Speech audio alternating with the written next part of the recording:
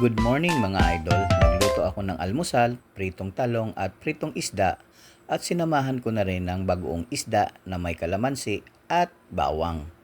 Pagagaling ko lang ng palengke kaya umpisahan na nating magprito ng ating isdang galunggong.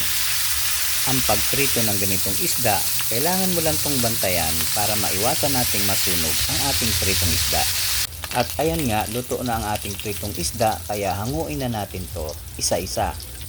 Naisipan kong parisa ng pritong talong para perfect ang ating breakfast o almusal. Ito yung mga simpleng lutong bahay na talagang ganado kang kumain. At ayan na, luto na ang ating pritong talong kaya hanguin na natin. Naglagay nga pala ako dito ng tissue para sipsipin ng tissue ang mantika.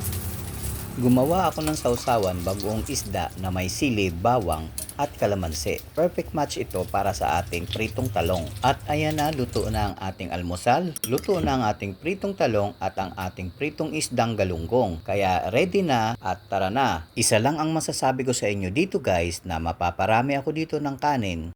Sa ganitong almusal, masaya na ako dito. Kaya ano pang hinihintay natin guys? Tirahin na natin to at baka tirahin pa ng iba. Para solve ang almusal ko, magtitimpla ako dito ng kape at tatambay ako sa bintana dahil malakas ang ulan.